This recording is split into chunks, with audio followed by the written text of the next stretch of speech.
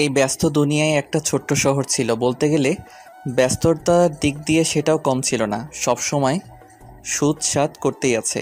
দিনে দিনে দুর্ঘটনার হার বেড়েই যাচ্ছে, যার অন্যতম কারণ হচ্ছে অসাবধানতায় গাড়ি চালানো। একটা কথা না বললেই নয়, আজকের দিনে ছেলের বাবারা ছেলেদের বিপদের মুখে ঠেলে দিচ্ছে। পর্যাপ্ত পরিমাণে বয়স না হতেই হাতে তুলে দেয় সেই দামি মোটর সাইকেল। আচ্ছা যাক, ওসব কথা এখন থাক। আমরা সোজাসাপটা গল্পের দিকে যাই। তো সেই ছোট্ট এক ব্যস্ত শহরে যে যার কাজ নিয়ে ব্যস্ত। কেউ রোজগারের উদ্দেশ্যে ব্যস্ত, কেউ আড্ডা দেওয়ার উদ্দেশ্যে ব্যস্ত, আর কেউ প্রেম করতে। এরই মধ্যে একজন ব্যস্ত ছিল পুরানো একটা ভ্যান গাড়ি, যাতে সুন্দর করে সাজানো আছে ফুচকার সব জিনিসপত্র। ফুচকার নাম শুনতেই প্রায় সবারই জিভে জল চলে আসে। আর সেটা যদি মেয়ে হয় তাহলে তো কথাই নাই। এর মধ্যেও তার কোনো ব্যতিক্রম হলো না। ফুচকার ভ্যান গাড়ি দেখে রাস্তার এক মেয়ের নজর পড়ে গেল, আর ধীরে ধীরে এদিকে আসতে লাগলো। আর হ্যাঁ, সেই ফুচকাওয়ালা ছেলেটার কেউ না, আমি নিজেই। আমার নাম নিলয়। আপাতত এইটুকুই যথেষ্ট। সকালে ঘুম থেকে উঠেই বিজনেস নিয়ে বেরিয়ে পড়েছি। রাস্তায় এত জ্যাম যে ঠিকমতো এগোতেও পারছি না। এক ধাপ সামনে গেলে দুই ধাপ পিছনে আসতে হচ্ছে। এমন পরিস্থিতিতে সবারই মাথা গরম হয়ে যায়। আমার তো একদম 100-এ 100। একটু পর সামনে ফাঁকা হলো। আমার সামনে করা গাড়িটা চলে গেল। সামনে ফাঁকা পেয়ে আমি কেবল টান দিব, তখনই হুট করে কে যেন আমার গাড়ির সামনে এসে দাঁড়িয়ে পড়ল। মেজাজটা একদম সেই লেভেলের হিট হলো। অনেকক্ষণ পর একটু ফাঁকা পেয়েছি। আবার তার মধ্যে এই দ্বিতীয় ঝামেলা কোত্থেকে সামনে এসে হাজির হলো। চোখ তুলে তাকাতেই দেখি একটা মেয়ে, হাতে কলেজের বই খাতা, কলমটা আঙুলের ফাঁকে। অটোমেটিক আমার মন শান্ত হলো। আমি কিছু বলতে যাওয়ার আগেই মেয়েটা আমায় বলল, উফ ফুচকা, আমায় কয়টা দেন তো ফুচকা। এই যে ম্যাডাম, এখানে ফুচকা দেওয়া যাবে না। কেন দেওয়া যাবে না? হ্যাঁ, আপনি কি চোখে কম দেখেন? এই মাঝ রাস্তায় কি কেউ ফুচকা দেয়? উফ সরি, ফুচকা আমার এত প্রিয় যে দেখলেই পাগল হয়ে যায়। তাই তো মরবেন। কিছু বললেন? আসলে মেম সাহেব, ডাক্তারেরা বলেন যে জিনিস বেশি খেতে মনে চাই সেটাই নাকি শরীরের পক্ষে খারাপ, তাই বলছি। বাহ, আপনি ডাক্তার নাকি? আরে না, কি যে বলেন না ম্যাডাম। যেভাবে বড় বড় নেকচার দিচ্ছেন তো, তাই বললাম আর কি। ছোট ছোট ছুটছাট কথা বলতে বলতে রাস্তার পাশে চলে আসলাম, আর এক জায়গায় ভ্যান দাঁড় করিয়ে ফুচকা সাজাতে লাগলাম। এক প্লেট ফুচকা তৈরি করে মেয়েটার হাতে দিলাম। মেয়েটা হাতে নিয়েই খেতে শুরু করে দিল। আমি তাকিয়ে থেকে মনে মনে ভাবছিলাম, এই জিনিসটা মেয়েদের এত পছন্দ কেন বুঝি না। ধুর বাপু, এসব জেনে আমার কি? ওরা বেশি বেশি খেলেই তো আমার লাভ। আমার দেরি হয়ে যাচ্ছে। আরে আপনি চলে যাচ্ছেন নাকি? না, এখানে সংসার করব। আরে আজব তো, আপনি এমন করে কথা বলছেন কেন? তো কেমনে বলবো? হ্যাঁ, মানে? রাস্তার মাঝখানে এসে আমার পথ আটকালেন, তারপর রাস্তার পাশে আনলেন। এবার কি বাসায় নেওয়ার চিন্তা ভাবনা আছে নাকি? এক্সকিউজ মি, আপনি একটু বেশি বলছেন কিন্তু। কই বেশি বললাম? আপনার দেখে মনে হচ্ছে আপনি ফুচকাওয়ালা নন, জমিদার একটা। যত সব। না না, মানে আমি গেলাম। আপনার সাথে কথা বলতে গেলে আমার কলেজের টাইম চলে গেছে। ধুরু। এই কথা বলে মেয়েটা তাড়াহুড়ো করে সামনের দিকে এগোতে লাগলো। আমিও আর দাঁড়িয়ে না থেকে আমার উড়োজাহাজ নিয়ে সামনে এগোতে লাগলাম। মনে মনে ভাবলাম, মেয়েটা দেখতে বেশ সুন্দরী, তবে একটু ঝগড়াটে, কিন্তু খুব ভালো। নিজে নিজেই শরম পেলাম, আর মুচকি হেসে আবার কাজে মন দিলাম। ভ্যান গাড়ি পায়ে চালিয়ে যাচ্ছি। কোথায় যাব ঠিক বুঝতে পারছি না। যেতে যেতে দেখলাম সামনে একটা বিশাল কলেজ। আমি আর সামনে না এগিয়ে কলেজের গেটের সামনে দাঁড়িয়ে পড়লাম। দাঁড়িয়ে দাঁড়িয়ে আসবাবপত্রগুলো সাজাতে লাগলাম। তখনই বেল বেজে উঠল। বুঝলাম যে ক্লাস শুরু হলো। আমি আমার কাজ করেই গেলাম। কিছুক্ষণ পর একটা ক্লাস শেষ হলো। আমি রেডি হয়ে থাকলাম। সামনে তাকাতেই দেখি কয়েকটা মেয়ে আমার দিকে আসছে। এসে আমায় বলল ফুচকা দিতে।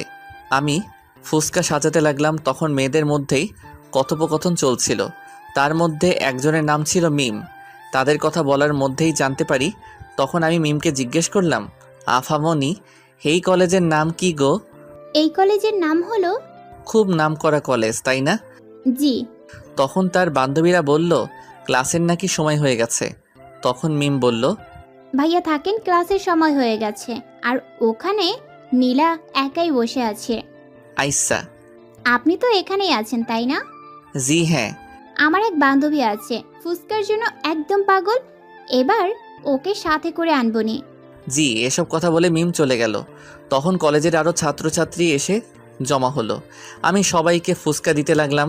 এরকম করে কিছুক্ষণ কাটানোর পর আমি একটু আরাম নেবার জন্য বসতে যাচ্ছিলাম। ঠিক এমন সময় আমার দুটি চোখ সামনে চলে গেল। চোখ সামনে যেতেই তো আমি থমকে গেলাম। বসার কথা ভুলে আমি দাঁড়িয়ে গেলাম। আরে, আমি এটা কি দেখতেছি? এইটা তো সেই মেয়ে যাকে রাস্তায় ফুসকা দিচ্ছিলাম। কিন্তু সে এখানে কেন? তাহলে কি এটাই কি তার কলেজ? আমায় দেখলে তো আচ্ছা মতো শুরু করবে। আমি আর ওসব কিছু না ভেবে নিজের কাজে মন দিলাম আর টেরা চোখে একটু একটু করে তার দিকে তাকাচ্ছিলাম। সত্যি বলতে আমি মনে মনে চাচ্ছিলাম মেয়েটা যেন এখানে আসে। হি হি হি। আর আমার মনের কথাটা সত্যি হলো। ওর পাশে তাকিয়ে দেখি মিম। তার মানে মিম আর নীলা এখানে আসবে। হুম, আমার তো মন চাচ্ছে লুঙ্গি ড্যান্স দিব। না থাক, আজ না।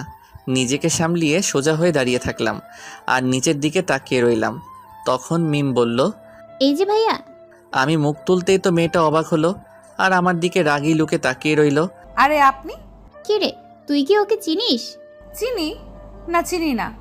আমি তো অবাক, এত বড় মিথ্যা কথা কেমনে বলে? আমি তো তাকে চিনি আর সেও আমায় চিনে। ও, এর নাম নিলয়। ও হ্যালো, আমার নাম। নীলা? আপনি জানলেন কেমনে? আমি বলছি। ও, আমাদের এক প্লেট দেন তো। আমি এক প্লেট ফুচকা সাজাতে লাগলাম আর একটু একটু করে নীলার দিকে তাকাচ্ছি। কখনো কখনো তার সাথে চোখে চোখ পড়ে যাচ্ছিল, কিন্তু আমি তাকে বুঝতে দিচ্ছিলাম না। তারপর প্লেট সাজিয়ে তাদের সামনে এগিয়ে দিলাম। একে একে খেতে লাগলো। আমায়ও খেতে বলল, কিন্তু আমি খাই না বলে দিলাম। তখন আর কেউ কিছু বলল না তাদের মনে। তারা খেতে লাগলো আর আমি নীলার দিকে তাকিয়ে রইলাম। এইভাবে সারাদিনটা নীলার কলেজে কাটিয়ে দিলাম। বিকাল হলেই খোঁজ নিয়ে আমার বিজনেস নিয়ে রওনা হয়ে যাই। বিকালে যেও নীলার সাথে দেখা হয়ে যায়, তখন কিছু তাকাতাকি করতেই সময় শেষ হয়ে যায়, যার ফলে আমি চলে আসি। পরের দিন আবার সেই একই কলেজ, মানে নীলার কলেজের দিকে রওনা হলাম। কলেজে যেই আমার কাজ শুরু হলো। আগে ঠিকমতো নীলাকে খুঁজে নিলাম, তারপর শুরু করলাম। মিম নীলাকে সাথে করে নিয়ে আরও কিছু তাদের বান্ধবীদের নিয়ে আমার কাছে ফুচকা খেতে আসতো আর আমি নীলাকে দেখতাম। মেয়েটাকে একদিনেই আমার পছন্দ হয়ে গেছে। খুব সুন্দর লাগে। কেন লাগে তা জানি না, কিন্তু মনে হচ্ছে পৃথিবীতে সে একমাত্র মেয়ে। তো এভাবে কয়েকদিন কেটে গেল। আমি প্রতিদিন কলেজে আসতাম আর নীলাকে দেখতাম। ধীরে নীলাকে আরও ভালো লাগতে লাগে। নীলা বিষয়টা খেয়াল করত, কিন্তু মুখে কিছু বলতে পারতো না, শুধু চোখ রাঙিয়ে ভয় দেখাতো। ভয় করার বদলে আমি আরও ক্রাশ খেতাম। পরের দিন চলে গেলাম কলেজে। প্রতিদিনের মতো আজকেও নীলা চলে আসলো আমার কাছে। সে সহ তার বান্ধবীদের ফুচকা দিলাম।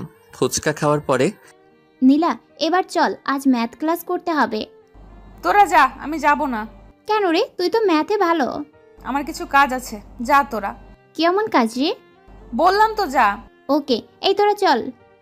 এই বলে মিম তার অন্য বান্ধবীদের নিয়ে ক্লাসে চলে গেল আর নীলা সেখানেই দাঁড়িয়ে রইল। ব্যাপারটা কি আমি ঠিক বুঝলাম না। আমি আমার কাজ করছিলাম, তখন নীলা বলল, এই তোর সমস্যাটা কি রে? হ্যাঁ, আমার আবার কিসের সমস্যা? তাহলে প্রতিদিন অমন ড্যাব ড্যাব করে তাকাস কেন? আরে, এইটুকুই বুঝো না? না, বুঝি না। একটা ছেলে একটা মেয়ের দিকে কেন তাকিয়ে থাকে? আরে জানি না। ধুর। এই তুই কি বলতে চাচ্ছিস? পরিষ্কার করে বল তো। বাংলায় বলবো নাকি ইংরেজিতে বলবো নাকি হিন্দিতে বলবো? তোর ইচ্ছে। মুঝে না তুমসে প্যার হো গয়া।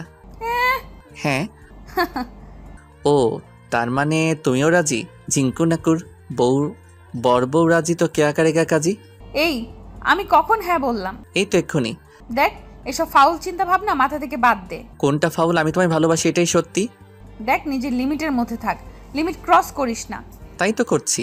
লেখাপড়া লও জানে না, সারাদিন ফুচকা বিক্রি করে খায়, থাকার মতো কোনো জায়গাও আছে কিনা সন্দেহ, আর আইসে আমার সাথে প্রেম করতে। তুমি সত্যি বলেছ, আমি লেখাপড়া জানি না। তো লিমিটের মধ্যেই থাক।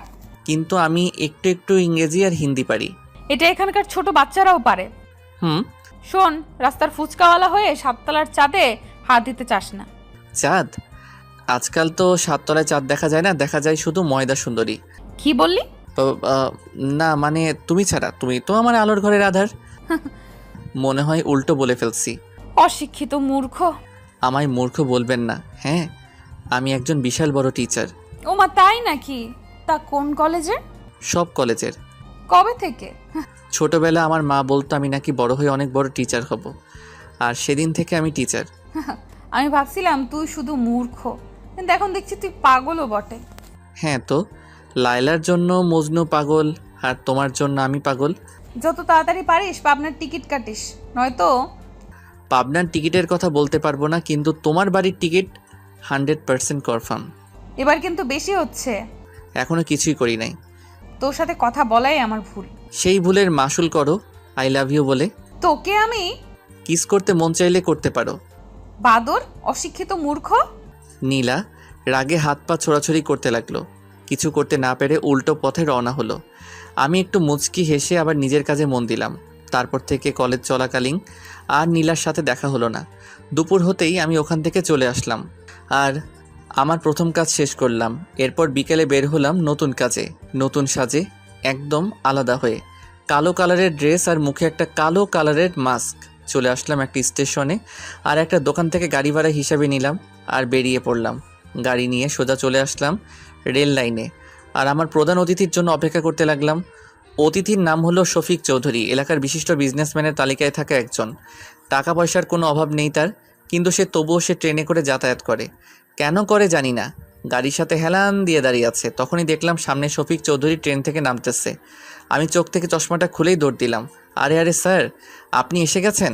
আসতে কোনো অসুবিধা হয়নি তো? সব ঠিক আছে তো? হ্যাঁ, তা তো ঠিক আছে, কিন্তু তোমায় ঠিক চিনলাম না। স্যার, আপনার সিটটা কি এসিতে ছিল নাকি সাধারণে? এসিতে, কিন্তু আমি বলেছিলাম। ট্রেনওয়ালার কপাল খুব ভালো যে আপনার সিট এসিতে দিয়েছে, নয়তো তাকে খুন করতাম। কিন্তু তুমি। আরে স্যার, দাঁড়িয়ে থাকবেন না, এতে আপনার কষ্ট হবে। চলেন আমার ছোট্ট গাড়িটাই বসুন। বসবো তো, কিন্তু তুমি আমায় কোথায় নিয়ে যাবে? আরে স্যার, আমার প্রতি এত অবিশ্বাস? আপনার ঠিক গন্তব্যেই নিয়ে যাব আমি আপনারই লোক। ও আচ্ছা, চলো তাড়াতাড়ি বাসায় যেতে হবে। জি স্যার, একবার আপনি শুধু বসে দেখেন, হাওয়ার বেগে পৌঁছে দিব। আচ্ছা আচ্ছা, চলো। শফিক চৌধুরী আমার গাড়িতে উঠে আরামে বসে পড়লো। আমি গাড়িতে উঠে শফিকের মাথার উপর ফ্যান চালু করে দিলাম, সাথে হালকা এসি। এই নিয়ে বেশ আরামদায়ক যাত্রা হচ্ছিল। বেচারা শফিক অনেক ক্লান্ত ছিল, তাই সিটে হেলান দিয়ে ঘুমিয়ে গেল। আমি আমার মতো গাড়ি চালিয়ে গেলাম। কিছুক্ষণের মধ্যে আমার গন্তব্যে পৌঁছে গেলাম, আর শফিককে তার আসল জায়গায় পৌঁছে দিলাম। এরপর আমি আমার বাসায় চলে আসলাম। গাড়িটা গ্যারেজে রেখে হোস্টেলে চলে আসলাম। রাতের খাওয়া দাওয়া শেষ করে ঘুমিয়ে গেলাম। সকালে উঠে ফ্রেশ হয়ে নাস্তা করে ফুচকার গাড়িটা নিয়ে আবার রওনা হলাম, কলেজের দিকে রওনা হলাম। কলেজে এসে আবার আগের জায়গায় এসে বসলাম আর নীলা আসার জন্য অপেক্ষা করতে লাগলাম। একটু পর এদিক ওদিক তাকিয়ে তাকিয়ে দেখছি নীলা আসতেছে কিনা, কিন্তু অনেকক্ষণ হলো নীলা আসে না। এমনকি তার পেতনি বান্ধবীরাও আসে না। কি করব বুঝতে পারছি না। তখন একটা ছেলে এসে ফুচকা চাইলো। আমি বিরক্তিকর মুড নিয়ে ফুচকা দিচ্ছিলাম। এমন সময় পিছনে তাকিয়ে দেখি নীলা আর তার সব বান্ধবীরা আসতেছে। আমার মনের মধ্যে তো লাড্ডু ফুটতে লাগলো। মুচকি এসে নিজের কাজে মন দিলাম। নীলা আমার দিকে তাকানো তো দূরের কথা, আমার কাছ দিয়েও আসলো না। আমি মনে মনে বললাম, যতই তুমি পালিয়ে পালিয়ে থাকো না কেন, একদিন আমার কাছে ঠিকই আসতে হবে। এরপর আমি আর কিছু বললাম না। নীলা সোজা ক্লাসে চলে গেল। আমি মন খারাপ করে নিচের দিকে তাকালাম।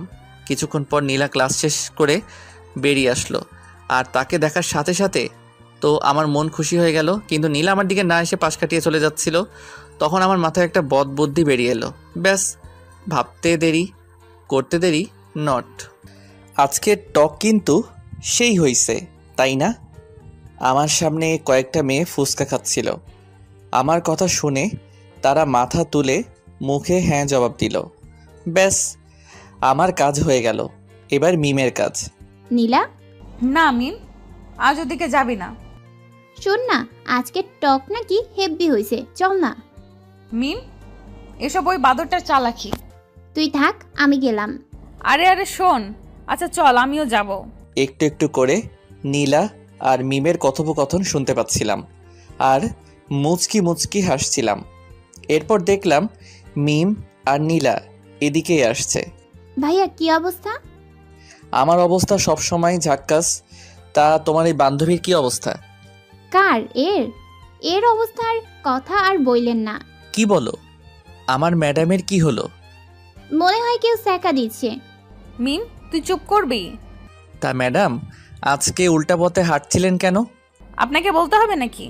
কিরে নীলা, কালকে তো নিলয় ভাইয়ার সাথে খুব সুন্দর কথা বলছিলি, কিন্তু আজ আবার কি হলো? কারণ আছে তাই। কি কারণ? আরে মিম, তোমার বান্ধবীকে কালকে প্রপোজ করছি, তাই এখনো টেনশনে আছে। ও মা, তাই নাকি? নীলা ট্রিট দে। ওই মিম, চুপ করবি? আরে শোনেন, আপনি আপনার রাস্তায় থাকবেন আর আমি আমার রাস্তায়। তা তো হবে না, আমি এখন তোমায় ভালোবাসি, তোমায় ছাড়া বাঁচবো না। চুপ। আর একবার এসব কথা বলবেন না। একবার কেন, 1000বার বলবো, আই লাভ ইউ। ইডিয়েট। মিম চল। আরে নীলা, ভাইয়ার প্রপোজাল অ্যাকসেপ্ট কর। তুই যাবি? ও হ্যালো ম্যাডাম, তুমি আমার থেকে যতই দূরে থাকো না কেন, একদিন না একদিন ঠিকই আমায় ভালোবাসবেন। এই ফকিরের বাচ্চা ফকির, রাস্তায় রাস্তায় ফুচকা বিক্রি করিস, ফুটপাতের পারে থাকিস, আর আমার সাথে প্রেম করার স্বপ্ন দেখিস? তুমি কি জানো না মনু, ভালোবাসতে মন লাগে, ধন নয়। চুপ কর ফকির। তোদের মতো ফকিরের মুখে এসব মানায় না। কি ভেবেছিস বড়লোকের মেয়েকে বিয়ে করে একদিনে বড়লোক হবি? নো নো, আমি তো শুধু তোমায় পেতে চাই। আর একবার যদি বলেছিস তাহলে। নীলা আমায় থাপ্পড় মেরে আমার দিকে আঙুল তুলে কথাগুলো বলল। কলেজের সবাই আমাদের দিকে তাকিয়ে আছে। আমি মাথা নিচু করে নিলাম। নীলা ইচ্ছে মতো অনেক কিছু বলতে লাগলো। কিছু কিছু কথা আমার কলিজায় আঘাত করতে লাগলো। তবুও আমি কিছু না বলে পাথরের মতো দাঁড়িয়ে রইলাম। চোখ থেকে এক ফোঁটা পানি মাটিতে গড়িয়ে পড়ল। কি করব বুঝতে পারছি না, মাথা তুলে দাঁড়াতেও পারছি না। কোনো উপায় না পেয়ে ভ্যানটা নিয়ে ওখান থেকে চলে আসলাম। ভ্যান এনে ভ্যানের জায়গায় রাখলাম। এরপর প্রথম চ্যাপ্টার বাদ দিয়ে দ্বিতীয় চ্যাপ্টারে প্রবেশ করলাম। এমনিতেও বেলা গড়িয়ে দুপুর হয়ে গেছে, তাই সোজা সাপটা গোসল করার জন্য বেরিয়ে পড়লাম। নলকূপে যেয়ে পানি তুলে গোসল করলাম। এরপর প্যান্ট শার্ট পরে গ্যারেজে আসলাম। এসে পাশের হোটেলে দুপুরের খাবার খেয়ে নিলাম। এরপর নতুন এক গাড়ি নিয়ে বেরিয়ে পড়লাম। কিছু দূর আসতেই মুখে সেই ব্ল্যাক কালারের মাস্ক পরে নিলাম আর চোখে সানগ্লাস। তারপর সোজা আমার গন্তব্যে আসলাম। এক বিশাল কোম্পানির সামনে এসে গাড়ি ব্রেক করলাম আর গাড়ি থেকে নেমে সোজা ভিতরে আসতে লাগলাম। গার্ড এসে আমায় সার্চ করলো, এরপর ভিতরে পাঠিয়ে দিল। অবশ্য জিজ্ঞেস করছিল আমি কে। তখন আমি বলছি তোমার বসের ড্রাইভার। এরপরে আর আমায় আটকালো না। আমি বিনা বাধায় ভিতরে চলে আসলাম আর সোজা এমডির রুমে নক দিলাম। আসসালামু আলাইকুম সাহেব। ওয়ালাইকুম আসসালাম। কে আপনি? আগে আপনি কি আসলাম? তওবা তওবা, গুরুজনের নাম মুখে নিতে নেই। আরে সমস্যা নেই, আমি আসলাম। অনেক নাম শুনেছি আপনার। আপনি নিজের শরীর খাটিয়ে এত বড় হয়েছেন, আপনাকে দেখে আমার অনেক গর্ব হয়। অবশ্যই, আমার কর্মের ফল এসব।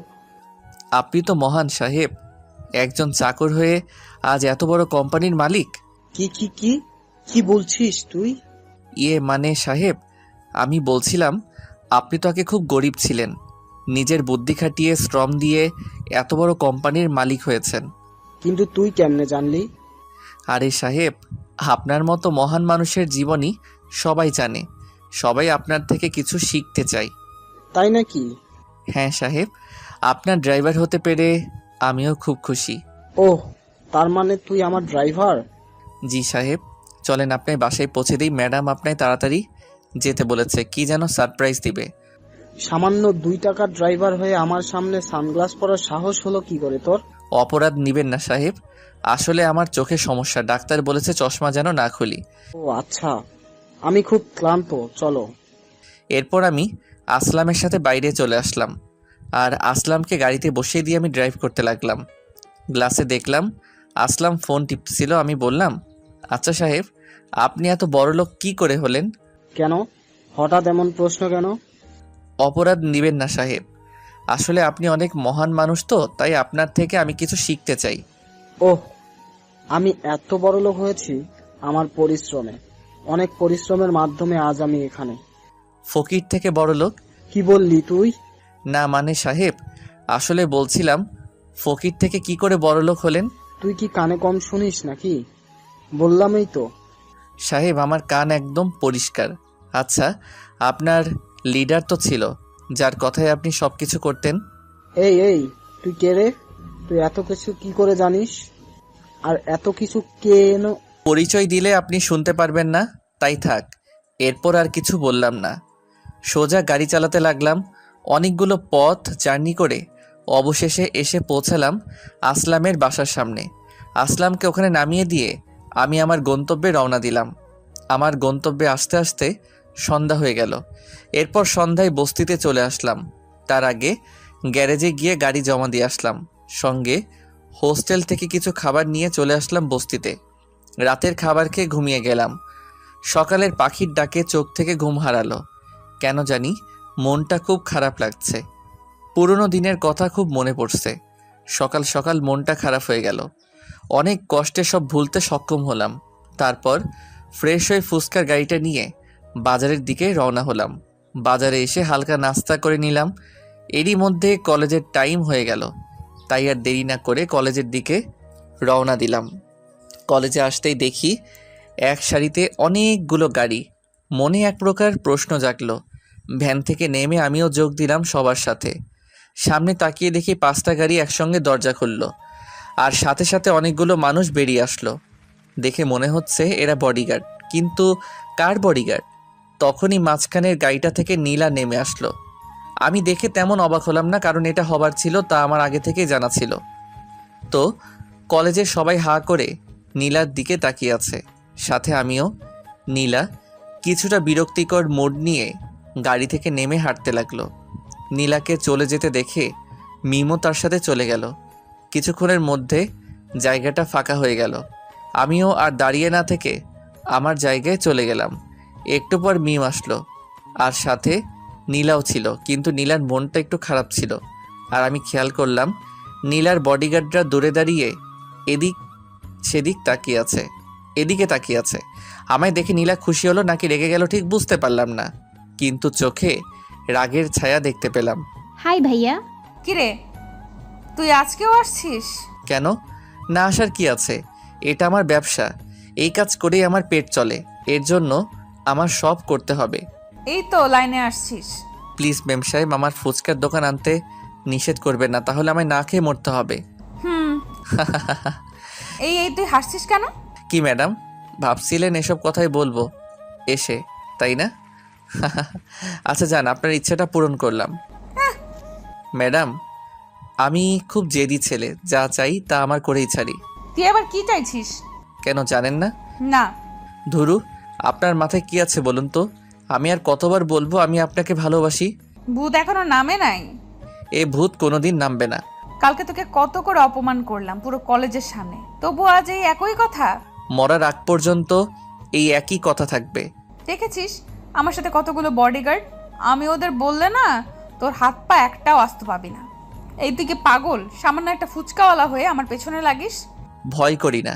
হ্যাঁ আমি গরিব, আমি ফুচকা বিক্রি করি, কিন্তু গরিব হলেও আমার মন অনেক বড়, আর সেখানে শুধু তোমায় বসানো আছে।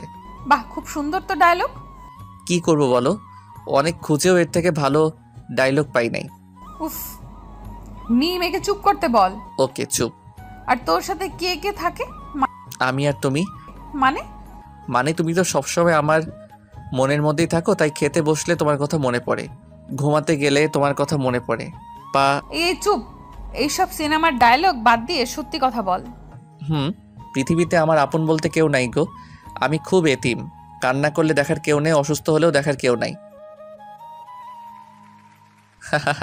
ইমোশনাল হয়ে গেছো? আরে আমি পিওর এতিম, আগেও কেউ নাই আর পিছনেও কেউ নাই, আমি একদম স্বাধীন। হিহি। তুই কি পাগল? আমার তো সত্যি মনে হচ্ছে তুই পাগল। হ্যাঁ তো তোমার জন্য পাগল। দেখ, আবারও বলছি এসব পাগলামি করিস না।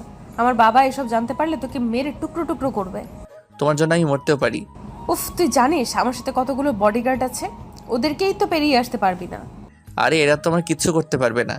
এতই যখন শখ, তাহলে আর একটা ক্লাস পরে সবার সামনে আমায় ফুল দিয়ে দেখা। এটা আবার কোনো ব্যাপার হলো নাকি?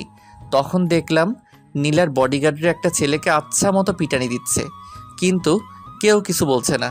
এমনকি কলেজের স্যারেরাও দাঁড়িয়ে থেকে দেখছে। ওরা যাকে মারছে সে কাল বিকেলে আমায় প্রপোজ করেছিল। কালকে ওরা আসার আগেই ছেলেটা চলে আসে, তাই আজ ও এর পরেও কি আমায় ভালোবাসবে? আবার জিগায়। ম্যাডাম, একটা কথা মনে রাখবেন, ভালোবাসাটা যদি মন থেকে হয় না, তাহলে পৃথিবীর কোনো শক্তি সেটাকে ভাঙতে পারে না। তাই হুম, কি বলছি মনে থাকে জানো? চল মিম। তোমার জন্য জীবনও দিতে পারি, মার খাওয়া তো দূরের কথা। ডায়লগ কম মার। হি হি। চল মিম। এ কথা বলে মিম আর নীলা চলে গেল। আমি ওদের যাওয়ার দিকে তাকিয়ে রইলাম। এদিকে মিম আর নীলা ক্লাসরুমের দিকে আসতে আসতে হঠাৎ মিম বলল, নীলা, এটা কি করলি? কই কি করলাম? ছেলেটা তোকে এত ভালোবাসে আর ওকে বিপদে ফেললি? আমার বাবাকে তো চিনিস, ঘাট থেকে মাথা আলাদা করে দিবে। তার থেকে বরং বডিগার্ডের হাতে মার খেয়ে যদি ওর পাগলামিটা ছোটে। তুই কি ভেবেছিস ওরা নিলয়কে কি বাঁচিয়ে রাখবে? মেরে ফেলবে। জানি, কারণ আমার পেছনে যতই ছেলে এসেছে তারা সবাই মরছে, এটাও মরবেই। তুই মানুষ নাকি অন্য কিছু? কেন? ছেলেটা তোকে পাগলের মতো ভালোবাসে আর তুই তাকে মৃত্যুর মুখে ঠেলে দিচ্ছিস। ওকে অনেক বুঝিয়েছি, না বুঝলে আমি কি করব? আর তোর কেন এত দরদ হচ্ছে? আমি মানুষ বলে মানুষের জন্য দরদ হচ্ছে। ও চল ক্লাসে। মিম আর নীলা ক্লাসে চলে গেল। আমি ভ্যান নিয়ে বাইরে চলে আসলাম আর গোলাপের দোকানে গেলাম। তারপর নীলা আসার অপেক্ষায় থাকলাম। কিছুক্ষণ পর নীলা ক্লাস শেষ করে বেরিয়ে আসলো, আর বেরিয়ে আমায় দেখতে না পেয়ে আশেপাশে তাকাতে লাগলো। ঠিক এমন সময় আমি গোলাপের দোকান নিয়ে কলেজের ভিতরে প্রবেশ করলাম আর সোজা নীলার সামনে এসে থামলাম। নীলা সহ মিম আমায় এভাবে দেখে তো অবাক। মাথায় লাল গামছা বাঁধা, মুখে মাস্ক আর ফুসকার বদলে গোলাপ ফুলের দোকান। হাই ম্যাডাম, তুমি গোলাপ আনতে বলেছ আর আমি পুরো দোকানটাই তুলে আনছি। নীলা তো জমে পাথর, কোনো কথা না বলে ওর বডিগার্ডদের দিকে তাকিয়ে আছে। আমি এবার ভ্যান থেকে নেমে সুন্দর একটা গোলাপ তুলে নীলার সামনে ধরলাম। নেন, আই লাভ ইউ।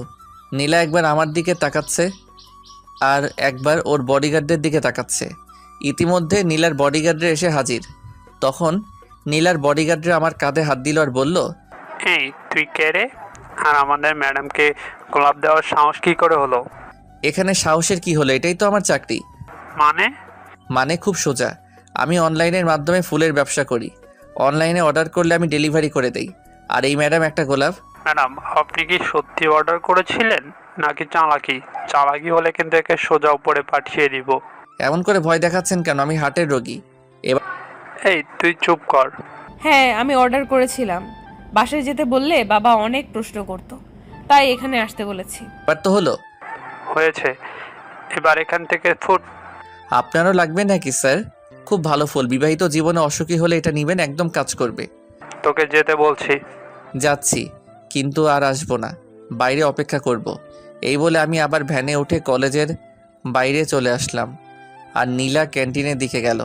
আমি রাস্তার পাশে বসে থেকে ভাবছি নীলা আসবে কিনা, কিন্তু সঠিক উত্তর খুঁজে পাচ্ছি না।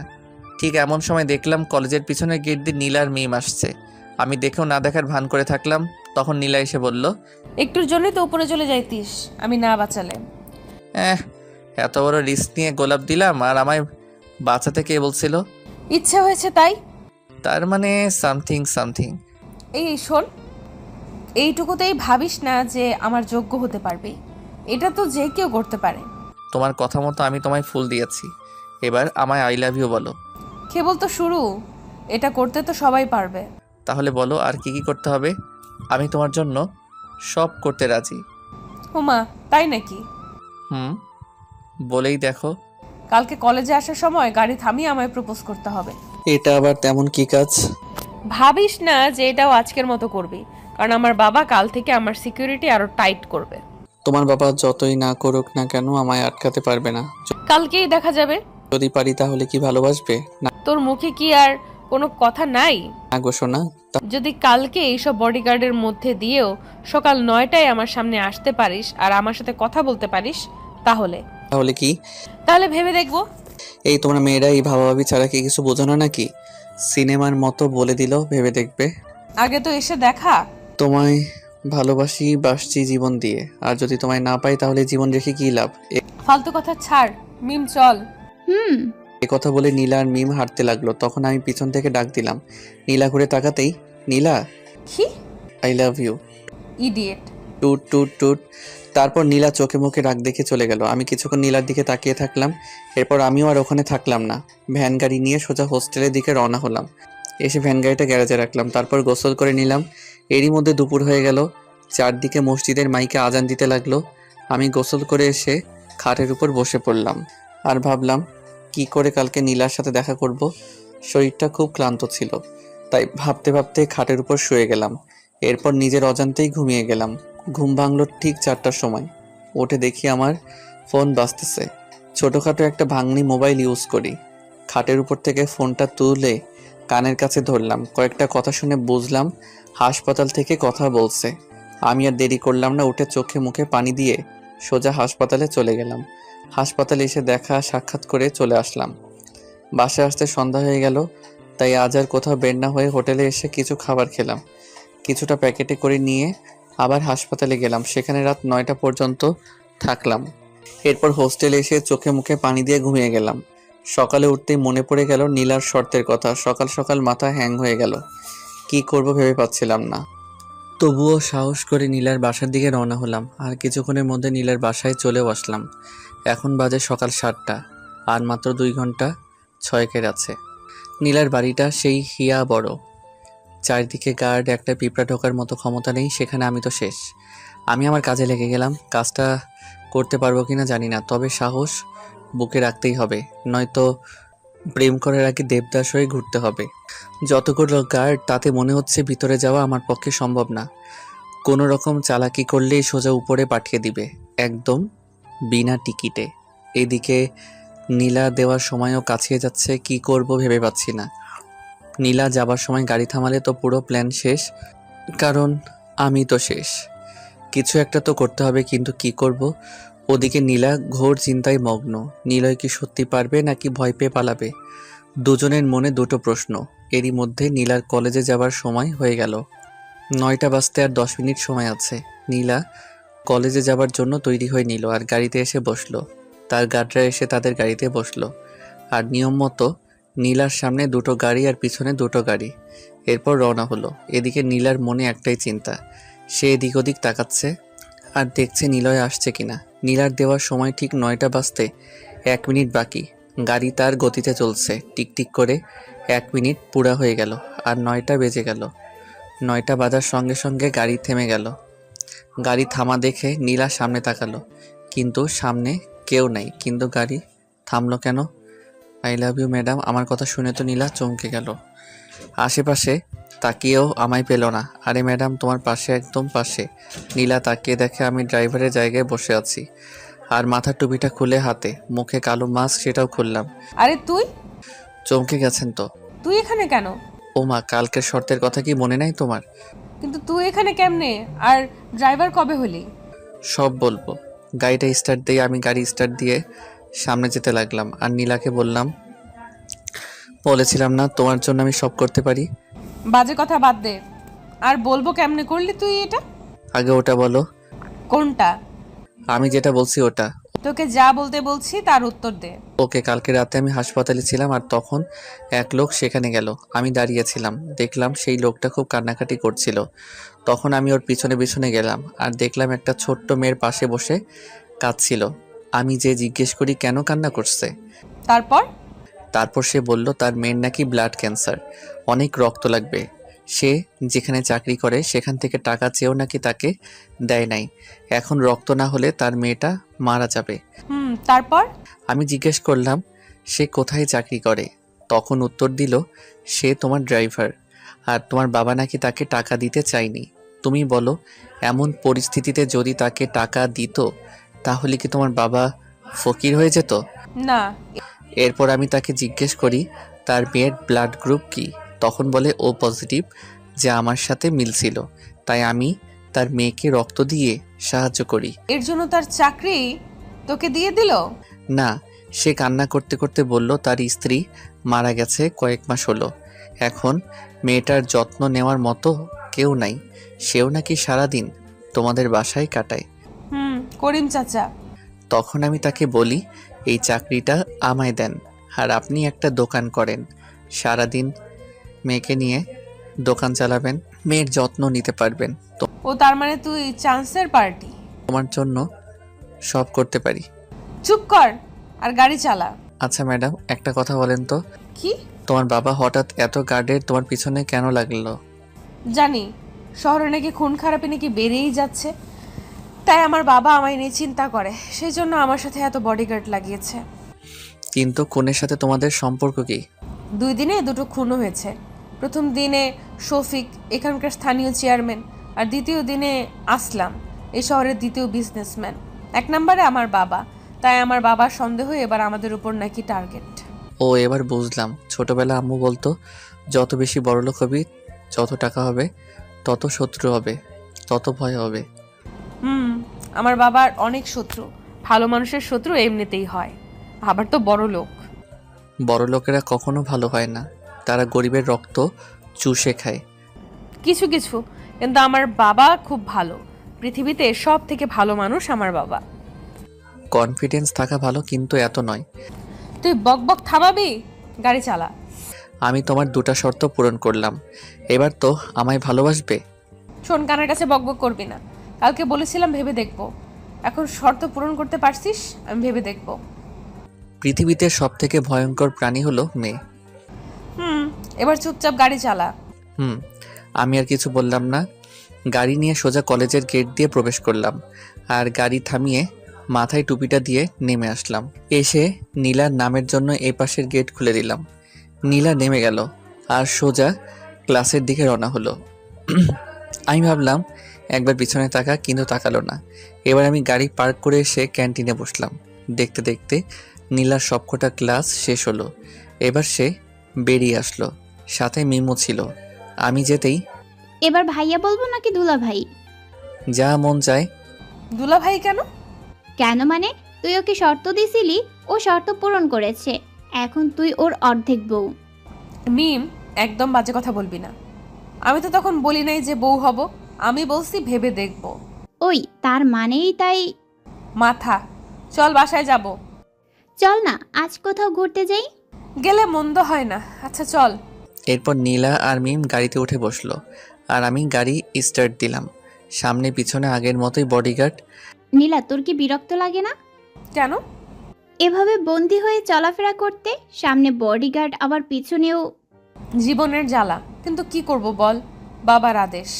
এখন তো ঘুরতে যাচ্ছি, অন্তত এখন তো একা থাকার অধিকার রাখি। এই ড্রাইভার, গাড়ি থামাও। আমি গাড়ি থামালাম। তখন নীলা গাড়ি থেকে নেমে সামনে গাড়িতে এসে কি যেন বলল, তারপর আবার এসে গাড়িতে বসলো। এবার সামনে থেকে 2 গাড়ি ঘুরে চলে গেল। আয়নাতে দেখলাম পিছনের গাড়িও চলে গেল। চল। নীলা, তুই নিলয়কে ড্রাইভার কেন বললি? ড্রাইভারকে ড্রাইভার বলবো না তো কি বলবো? নীলা, ও তোকে ভালোবাসে বলে ড্রাইভার হয়েছে, তোকে ভালোবাসার পরীক্ষা দিতে ড্রাইভার হয়েছে। মিম, এসব ভালোবাসাটা সে আমার পছন্দ না, প্লিজ চুপ কর। ওকে। এরপর মিম চুপ হয়ে গেল। আমিও আর কথা বললাম না, মন দিয়ে গাড়ি চালাতে লাগলাম। কিছু দূর আসার পর, কোথায় যাবেন? তুই যেতে থাক, আমি বলে দেব। ওকে। এরপর নীলার কথা মতো যেতে লাগলাম। অবশেষে থামতে বলল, আমি গাড়ি থামিয়ে দিলাম। তখন সামনে তাকিয়ে দেখে তো অবাক, হাসপাতালের ওই লোকটা, মানে করিম চাচা। আমি ওর বাড়ি চিনতাম না তো। নীলা নিজ থেকে আসলো, মানে আমার ম্যাডামের থেকে অনেক দয়া। গাড়ি থামাতে নীলা আর মিম নেমে গেল, সাথে আমিও নামলাম। তখন নীলা সোজা করিম চাচার কাছে গেল। বাড়ির পাশে একটা সুন্দর দোকান। করিম চাচা, কেমন আছো? আল্লাহ যা রাখছে মা। তোমার মেয়ে কেমন আছে? ভালোই, ঘরে শুয়ে আছে। কালকে রক্ত দিয়ে আজকেই বাসায় আনছেন কেন? হয়তো ভালো হয়ে যাচ্ছে তাই। তুই চুপ কর। আচ্ছা মা, চলো ঘরে। ম্যাডাম, কি? সাহেব কল দিচ্ছে, তাড়াতাড়ি বাসায় যেতে হবে। উফ, আমার বাবাকে নিয়ে আর পারি না। করিম চাচা আজকে থাক, অন্যদিন আসবো। আচ্ছা মা। যাকে একটুর জন্য বাঁচলাম, ভিতরে গেলে সব বুঝে যেত। যাই হোক, এখন নীলাকে নিয়ে তাড়াতাড়ি এখান থেকে যেতে হবে। তাই আর দেরি না করে নীলা আর মিমকে নিয়ে রওনা হলাম। মিমের বাসার কাছে আসতেই মিম থামতে বলল। আমি গাড়ি থামালে মিম নীলাকে বিদায় জানিয়ে চলে গেল। এরপর নীলাকে নিয়ে আমি আবার রওনা হলাম। কিছুক্ষণের মধ্যে নীলার বাসায় এসে হাজির হলাম। নীলা গাড়ি থেকে নেমে ভিতরে চলে গেল আর আমি গাড়িটা পার্ক করে বসে রইলাম। কিছুক্ষণ বসে থাকার পর দেখলাম নীলা আবার বাইরে আসলো আর বলল, নীলা শোনো, হ্যাঁ ম্যাডাম। বাবা তোমায় ডাকছে। ও, যাচ্ছি। হ্যাঁ, আর ভুল করেও বলবা না যে আগে আমাদের দেখা হয়েছে আর আমার জন্য এখানে আসছো, তাহলে কিন্তু তোমার জীবন নিয়ে টানাটানি হবে। হলে হোক, যার জন্য এত কিছু করছি সেই তো বুঝে না, তাহলে জীবন রেখে কী লাভ? শোন, তোর যা ইচ্ছে বল, আমার সাবধান করার ছিল করে দিছি, এখন তুই মর বাঁচ, তোর ইচ্ছা, যত সব। এক নিঃশ্বাসে নীলা কথাগুলো বলে ভিতরে চলে গেল আর আমিও পিছনে পিছনে ভিতরে গেলাম। তখন নীলার বাবা আমায় ডাকলো। ভিতরে এসে দেখি বাড়িটা সেই বাইরে থেকে যতটা সুন্দর লাগছে ভিতর থেকে দ্বিগুণ সুন্দর। আমি এদিক ওদিক তাকাচ্ছি আর যাচ্ছি। সামনে নীলার বাবা দাঁড়িয়ে আছে, মানে এই শহরের বিশিষ্ট বিজনেসম্যান মামুন চৌধুরী দাঁড়িয়ে আছে। আমি সামনে যে সালাম দিলাম, আমার সালামের জবাব দিল আর আমায় বসতে বলল। আমি না বসে দাঁড়িয়েই থাকলাম। তখন মামুন চৌধুরী আর কিছু না বলে সে বসে গেল। কে তুমি? আসলে সাহেব, আমি হচ্ছি করিমের ছেলে। করিমের ছেলে? জি সাহেব। কিন্তু আমার জানা মতে তো করিমের কোনো ছেলেই নাই। আসলে আমি ওনার ভাইয়ের ছেলে, চাচার তো ছেলে নাই, তাই আমায়। ও, তোমার ছেলে মানে? জি। কিন্তু আমরা তো এভাবে চাকরি দেই না, পরীক্ষা নেই, চেক আপ করি, ভালো মন্দ জেনে তারপর চাকরিতে দেই। আসলে আমার চাচু। হ্যাঁ, তোমার চাচু আমার এখানে অনেক বছর ধরেই কাজ করেছে, তার বিশ্বাসে দিতে পারি।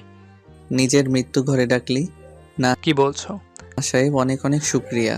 দেখো, আমার শত্রু অনেক, তাই তোমায় সাবধানের সাথে কাজ করতে হবে। ওকে সাহেব, আপনি কোনো চিন্তা করবেন না। হুম। নীলার বাবা তথা মামুন চৌধুরীর সাথে কিছুক্ষণ কথা বললাম। এরপর দুপুর পেরিয়ে বিকেল হয়ে আসলো। নীলার কথায় খাওয়া দাওয়া ওখানেই করলাম। এরপর বের হলাম নীলাকে নিয়ে। ও নাকি ঘুরতে যাবে, তাই আমি ওকে নিয়ে রওনা হই আর নীলাকে আর তার বান্ধবীদেরকে পার্কে নামিয়ে দিয়ে বললাম, ম্যাডাম, আপনাদের ঘোরা হয়ে গেলে আমায় ফোন করবেন। এই শোন, আমার বাবা মা আমার একটা সুন্দর নাম রাখছে আর তাতেই সবাই ডাকে, তুইও ডাকবি। আচ্ছা। হাসছিস কেন? পরে আপনাকে একা বলবো নি। না, সবার সামনে বল। আজকে নাম ধরে ডাকতে বলছেন, কালকে কাছে আসতে বলবে, তারপর বিয়ে করতে বলবেন। তুই সব সময় একটু বেশিই বুঝিস, যা সর। ওকে। আমি আর কিছু না বলে মুচকি হাসি দিয়ে চলে আসলাম। কিছু দূর আসার পর আবার নীলার দিকে ঘুরে তাকালাম। প্রতিদিনের মতো আজ হলো না। নীলা আমায় কিছু বলা বাদ দিয়ে সেও তাকিয়ে আছে। ভাবলাম মামলা সেট, তাই গাড়িতে উঠে চলে গেলাম। আর আমার চলে যাওয়ার পর নীলা আর তার বান্ধবীরাও পার্কের দিকে চলে গেল। আমি সোজা চলে আসলাম কফি শপে আর সেখানে কিছু সময় কাটালাম। তারপর সন্ধ্যা হওয়ার আগ দিয়ে আমার কাজ শেষ করে আবার পার্কের দিকে চলে আসলাম। এসে গাড়ি পার্ক করে পার্কের দিকে রওনা হলাম। পার্কে আসতে দেখি অনেক ছেলেমেয়ের আনাগোনা, সবাই প্রেম করে নিয়ে ব্যস্ত। এটা দেখে আমার মাথায় একটা দুষ্টুমি বুদ্ধি চলে আসলো। ব্যাস, যেই ভাবা সেই কাজ। সোজা চলে গেলাম নীলার কাছে আর পিছন থেকে নীলার হাত ধরে টান দিলাম। নীলা হঠাৎ চমকে গেল আর নিজেকে সামলাতে না পেরে আমার কাজ সহজ করে দিল। নীলার এক হাত ধরে তাকে গড়িয়ে হাত ধরে আমি তার সামনে বসে গেলাম, একদম সিনেমা স্টাইলে। নীলা তো জমে পাথর। আমার এমন কাজ দেখে নীলা সহ তার বান্ধবীরাও অবাক হয়ে গেল। আমি মুচকি হাসলাম। হঠাৎই নীলা ঠাস করে আমার গালে তার নরম হাতটা ফেলে দিল। আমি কি সুন্দর রোমান্টিক মুড নিয়েছিলাম, কিন্তু থাপ্পড় খাওয়ার পর একদম ভিজে বিড়াল হয়ে গেলাম। আবার সুনামি ঘটার আগে ওখান থেকে কেটে পড়লাম আর সোজা এসে গাড়িতে বসলাম আর ভাবতে লাগলাম কাজটা মনে হয় খারাপ হয়ে গেল। নীলা আর তার বান্ধবীরাও গাড়িতে এসে বসলো। এবার আমি গাড়ি স্টার্ট দিলাম আর বাসার দিকে যেতে লাগলাম। তখনই নীলা ভেজা কণ্ঠে বলল, প্রাইভেটে যেতে হবে। নীলার কথা শুনে একটু অবাক হলাম আজকে তো প্রাইভেট ছুটি, আর তাই তো সে পার্কে ঘুরতে আসছিল। আবার কেন প্রাইভেটে? আমি সাহস করে আর কিছু জিজ্ঞেস করলাম না, সোজা তাকে প্রাইভেটে নিয়ে আসলাম। সঙ্গে মিমেরাও ছিল। আমি গাড়ি থামাতে নীলা আর মিমেরা নেমে ভিতরে চলে গেল। আমি বাইরে দাঁড়িয়ে রইলাম।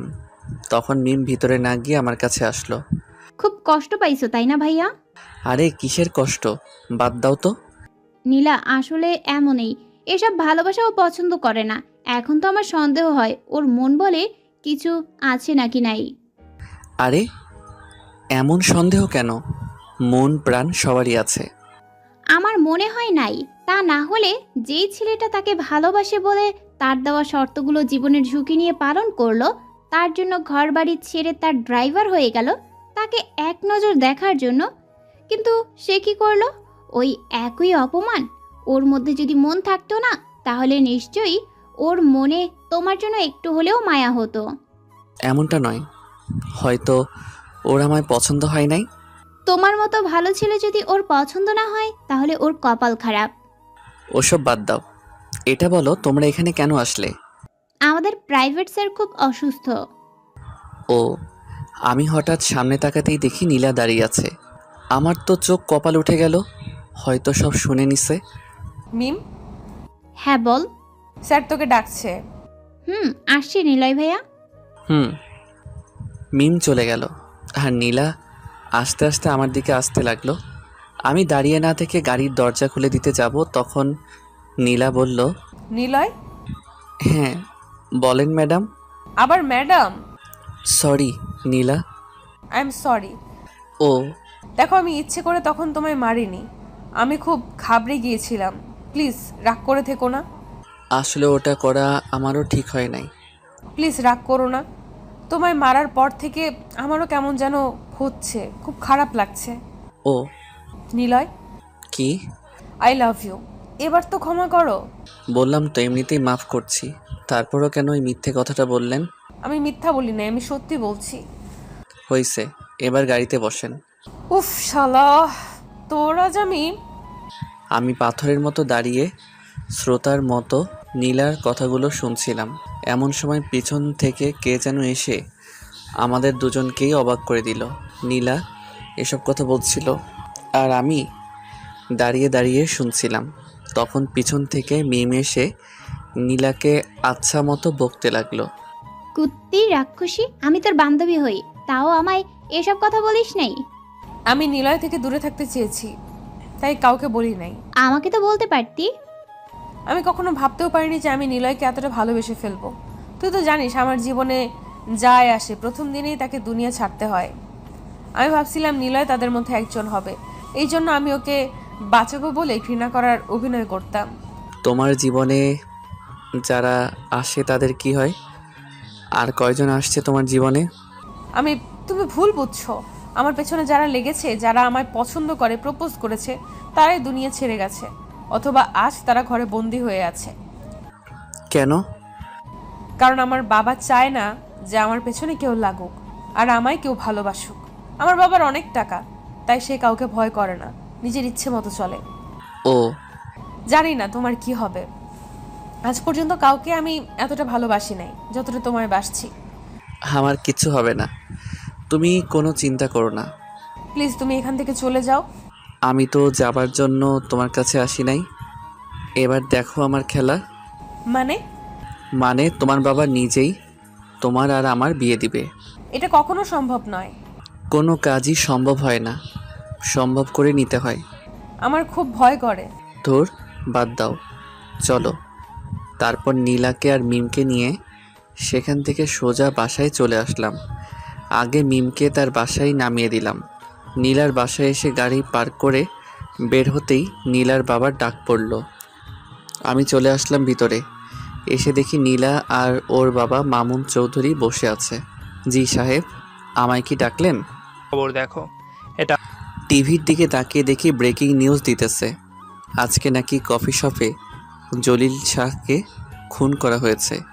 কে করছে তা এখনও পুলিশ জানতে পারে নাই, তবে তদন্ত চলছে। এটা আমার বিজনেস পার্টনার ছিল, একে খুন করলো। শুধু একে নয়, আজকে একে নিয়ে মোট 7 জনকে খুন করা হলো। কিন্তু সাহেব, কারা করছে? জানি না কেন করছে তাও জানি না, তবে আমার মনে হচ্ছে এবার ওর টার্গেট আমি, কারণ আমরা মোট 8 জন ছিলাম আর আমি বাদে 7 জনকে মেরে ফেলেছে, এবার বাকি আমি। ও, এসব কথা তোমায় বলার কারণ হচ্ছে তুমি আমার মেয়েকে সেফ রাখবে, দরকার হলে আরও গার্ড বাড়িয়ে দিব। ঠিক আছে সাহেব, আমি সবসময় ম্যাডামের খেয়াল রাখবো। তারপরেও আরও কিছু কথা বলে তখনকার মতো বাদ দিলাম, আর মামুন চৌধুরী আমায় বলল, তুমি যেন খাবার খেয়ে যাও। আমি কোনো কথা না বলে শুধু মাথা নাড়া দিলাম। তারপর যে যার কাজে চলে গেল। নীলা ঘরে গিয়ে পড়তে বসলো। আমি বাইরে চলে আসলাম। বাইরে এসে আবহাওয়া খেতে লাগলাম। পকেট থেকে ফোন বের করে কল দিলাম।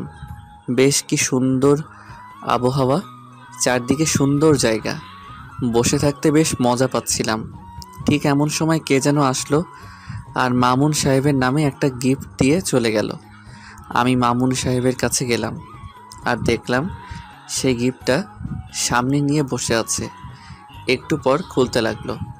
খুলতেই তো অবাক হয়ে গেল, সেখানে মোট 8 জনের ছবি আছে আর মামুন সাহেবের ছবিও আছে। মামুন সাহেবের ছবি বাদে বাকি 7 জনের ছবিতে লাল কালি দিয়ে ক্রস চিহ্ন দেওয়া আছে। এটা দেখে তো মামুন সাহেব শেষ। বুঝতে আর বাকি রইল না যে এবার ওর পালা। সঙ্গে সঙ্গে মামুন সাহেব উত্তেজিত হয়ে গেল আর খোঁজ নিতে বলল, এই গিফটকে দিয়ে গেল। আমি দাঁড়িয়ে শুধু দেখছিলাম, কারণ সেই গিফট পাঠানোর মালিক ছিলাম আমি। শখ লাগারই কথা। আমি যখন বাইরে যাই ঠিক তখন আমি ফোন বের করছিলাম আর আমার ঠিক করার লোককে ফোন করি। তারপর সে কথা মতো এসে গিফট দিয়ে চলে গেল। আর সেই লোকটা ছিল আশরাফ ভাইয়ের লোক, এই শহরের নাম্বার 1 গুন্ডা। এখন মামুন সাহেব সেই লোককে খুঁজতে ব্যস্ত হয়ে পড়বে, আর এদিকে আমি তার মেয়েকে আর একটু মজিয়ে দিব। মামুন বুদ্ধিমান হয়ে থাকলে গিফট দেওয়ার লোককে খুঁজে বের করবে, আর সেই লোক আশরাফের নাম বলবে, কারণ আমি ফোনে কথা বলার সময় আশরাফের পরিচয় দিয়েছিলাম। এরপর আশরাফ আর মামুনের মধ্যে শুরু হবে এক মহাযুদ্ধ। এই যুদ্ধে যে কোনো একজন মরবে আর বাকি একজনকে আমি নিজে দেখে নিব। এরপর আমার প্ল্যানের প্রথম ধাপ শুরু হয়ে গেল। মামুন সাহেব চারদিকে লোক ছড়িয়ে দিল, যে করেই হোক ওই লোকটাকে ওর চাই। আস্তে আস্তে রাত গভীর হয়ে গেল। আমি বাসায় আসার জন্য রেডি হচ্ছিলাম, তখন দেখলাম উপর থেকে নীলা ডাক দিল। আমি আশেপাশে তাকিয়ে দেখি কেউ নাই, তাই উপরে চলে আসলাম। তখন নীলা আমায় তার ঘরে নিয়ে গেল আর আমায় একটা কিস করলো। এরপর বলল বাসায় যেতে। আমি বেশি কিছু বললাম না, চলে আসলাম বাসায়। বাসায় আসার সাথে সাথেই ফোন থেকে সিম পাল্টে দিলাম। অন্য সিম তুলে মামুনকে কল দিলাম। মামুনের কথার মধ্যে ভয়ের খোঁজ পেলাম। কি খবর মিস্টার মামুন চৌধুরী? খে আমায় চিনলেন না? এত সুন্দর একটা গিফট পাঠালাম আর আমায় ভুলে গেলেন? কে তুই? আমার কাছে কি চাস? তোর জীবন। জীবনে তুই অনেক পাপ করছিস, এবার তোর পাপের বিনাশ হবে। এই কে তুই? আরে এত উত্তেজিত হলে চলে নাকি? কি চাস তুই বল। আমার চাওয়ার কথা তুই বাদ দে, আগে নিজের জীবন বাঁচা। একবার তুই আমার সামনে এসে দেখ, তোকে কেটে টুকরো টুকরো করে রাখবো। আসবো আসবো, সময় হলেই আসবো। এত তাড়া কিসের? কিছুদিন একটু তরিয়ে নে। Good bye. এই কথা বলেই ফোন কেটে দিলাম আর ফোন থেকে সিম খুলে পুকুরে ফেলে দিলাম আর আমার নিজের সিম তুললাম। তারপর শুয়ে পড়লাম। সকালে উঠে চলে গেলাম নীলার বাসায়। কলেজের সময় হতেই নীলাকে নিয়ে কলেজে যাওয়ার জন্য দাঁড়িয়ে আছি। ঠিক এমন সময় দেখি আমার চারপাশে অনেকগুলো গাড়ি এসে থেমে গেল। আমি তো কিছুটা ঘাবড়ে গেলাম। হঠাৎ এত গাড়ি আমার সামনে। আশেপাশে তাকাতেই দেখি মামুন হাসতে হাসতে এদিকে এগিয়ে আসছে। আমি ঠিক বুঝলাম না কি হচ্ছে। তাহলে কি আমায় চিনে ফেললো? আশেপাশে তাকাতেই দেখি মামুন হাসতে হাসতে এদিকে এগিয়ে আসছে। আমি ঠিক বুঝলাম না কি হচ্ছে। তাহলে কি আমায় চিনে ফেললো? মামুন হাসতে হাসতে আমার কাছে আসলো। আমি কিছু না বলে দাঁড়িয়েই থাকলাম। তখন মামুন সাহেব বলল, কোথা থেকে এক ছোকরা এসেছে আমায় শেষ করতে? ওর সাহস কি করে হয়? আমি মনে মনে শান্তি পেলাম। যাক, বুঝতে পারে নাই। যাও, এসব গাড়া তোমরা সাথে করে নিয়ে যাও। এবার দেখি কি করে আমার আশেপাশে আসতে পারে। হ্যাঁ স্যার, খুব ভালো কাজ করছেন। হুম। তারপর এতগুলো গার্ড সহকারে নীলাকে নিয়ে রওনা হলাম। রাস্তায় আমি আর নীলা গল্প করতেছি। নো টেনশন, কারণ টেনশন তো আমিই দেই। কিছুক্ষণের মধ্যে কলেজে চলে আসলাম আর নীলাকে নামিয়ে দিয়ে গাড়ি পার্কিং করলাম। তারপর আমি কলেজ থেকে একটু দূরে চলে গেলাম। সেখানে গিয়ে মামুন সাহেবের কাছে ফোন দিলাম। কি মনে করছি গার্ড বাড়িয়ে দিলে আমার হাত থেকে তোর মেয়েকে বাঁচাতে পারবি? ভুল, তোর গার্ড আমায় ছুঁতেও পারবে না। দেখো, আমার মেয়ের কিছু করবি না। তুই যা চাস আমি তোকে সব দিব। আমার চাওয়া তো আমি নিব, কিন্তু এখন তোর মেয়েকে কে বাঁচাবে? ফোন কেটে দিলাম। আর তারপর মামুনের কাম ডাউন শুরু হয়ে গেল।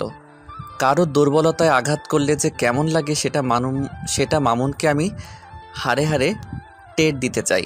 সেজন্য আমি নীলাকে ক্লাস থেকে নিয়ে বেরিয়ে গেলাম। নীলা আমায় কোনো প্রশ্ন করলো না, আমিও কিছু বললাম না।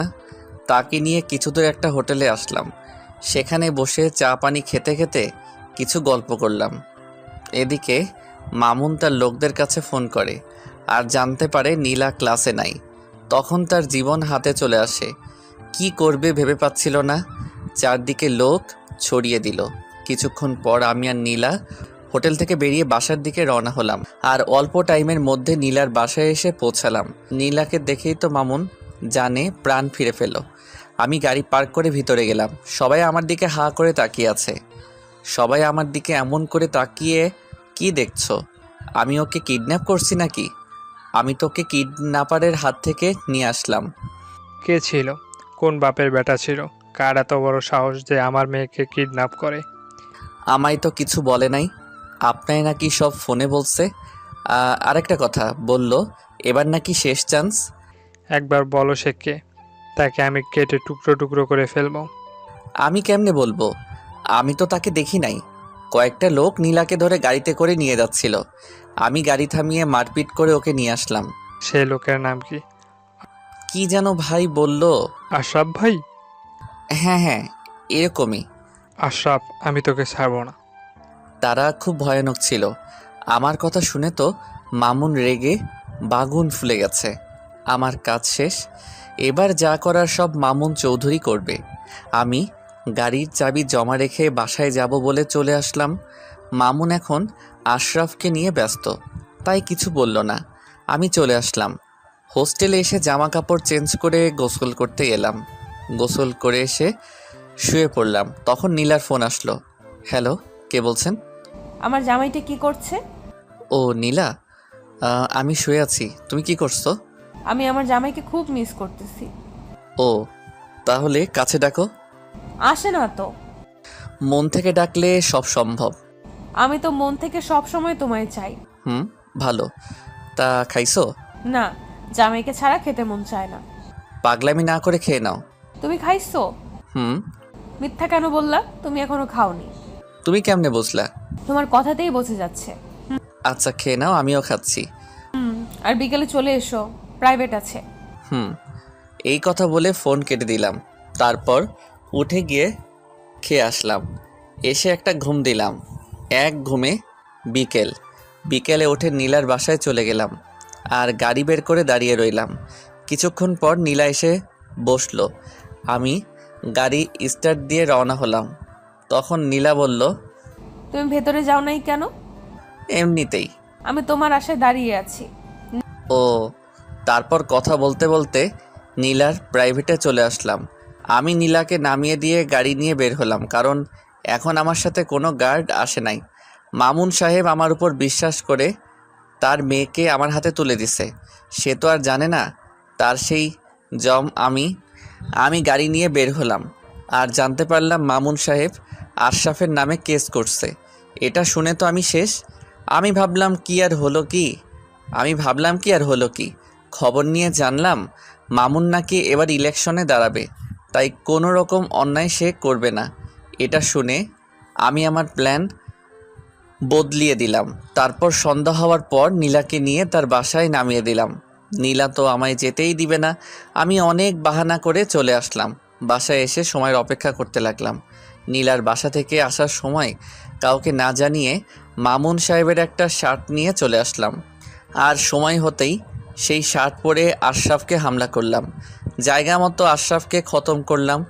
আর তখন আমি ইচ্ছে করেই শার্টে রক্ত ভরাই আর শার্টের এক টুকরো ছিঁড়ে আশরাফের হাতে লাগিয়ে দেই। এরপর আমি কিছু দূর আসার পর শার্ট খুলে ডাস্টবিনে ফেলে বাসায় চলে আসি। বাসায় এসে আরামের ঘুম দিলাম। সকালে উঠে ফ্রেশ হয়ে নিলাম। তারপর জানতে পারলাম মামুনকে পুলিশ অ্যারেস্ট করছে। আমি জেনে কোনো অবাক হলাম না, বরং খুশি হলাম। এরপর রেডি হয়ে চলে আসলাম নীলার বাসায়। নীলার বাসায় এসে দেখি একদম ফাঁকা, কেউ আছে বলে মনে হয় না। আমি ভিতরে গেলাম, দেখলাম মামুনের সব লোকেরা মাথায় হাত দিয়ে বসে আছে। আমিও মন খারাপের অভিনয় করলাম। তারপর নীলা এসে বলল সে নাকি কলেজে যাবে। আমিও আর কিছু বললাম না, আমার তো চাকরি এটা। রাস্তায় এসে আমি বললাম, তোনার বাবা অ্যারেস্ট হয়েছে, তোমার কি কষ্ট হচ্ছে না? না, কারণ আমি হাজারবার বাবাকে নিষেধ করেছি এসব গুন্ডামি করো না, মারপিট আমার একদম পছন্দ না। আমার কথা শোনেই না, তাই অ্যারেস্ট হয়েছে তো ভালোই হয়েছে। ও, মারপিট থেকে দূরে থাকবো বলে তোমার মতো সাধারণ ছেলেকে আমি ভালোবাসছি, আর এখন তোমার কাছেই আমি থাকবো। কি বলবো বুঝতে পারছি না। সে তো আর জানে না এসব আমি করাচ্ছি, আমি মেইন ভিলেন। তোমায় নিয়ে আমি অনেক দূরে হারিয়ে যেতে চাই, যেখানে গেলে শুধু শান্তি। এবার মারপিট খুনাখুনি আর হবে না। আমি আর কিছু বললাম না, কি বলবো ভেবেই তো পাচ্ছি না। যখন নীলা সবটা জানতে পারবে জানি না কি যে হবে। কিছুক্ষণের মধ্যে নীলার কলেজে চলে আসলাম। নীলা নেমে আমায় বিদায় দিয়ে চলে গেল। আমি গাড়ি পার্ক করলাম না, আর আমার একটা কাজ ছিল সেটা করতে গেলাম। কাজটা শেষ করতে করতে দুপুর হয়ে গেল। নীলার কাছে চলে আসলাম আর নীলাকে নিয়ে রওনা হলাম। গাড়ি চালাচ্ছি আর ভাবছি নীলাকে সবটা বলে দিব। কিছু দূর যাওয়ার পর একটা ফাঁকা জায়গা দেখে গাড়ি দাঁড় করালাম আর আমি নেমে নীলাকে নামিয়ে দিলাম। এখানে কেন? নীলা, আজ তোমায় আমি কিছু কথা বলতে চাই। হ্যাঁ বলো। যেটা শোনার পর হয়তো তোমার মনে আমার জন্য কোনো ভালোবাসা নাও থাকতে পারে। কি বলছো এসব? কি এমন কথা? হ্যাঁ, আমি কথাটা বলতে যাব ঠিক এমন সময় ওখানে চারদিকে অনেকগুলো গাড়ি আসলো। নীলা আমার হাত শক্ত করে ধরলো। গাড়ি থেকে নেমে আসলো মামুন চৌধুরী। আমি তো অবাক, এ কেমনে এখানে? মামুন চৌধুরী মুচকি আসছে। বাহ বাহ, খুব সুন্দর খেলছিস। বাবা তুমি এখানে? মা চলে আয়। না বাবা, আমি নিলয়কে ভালোবাসি।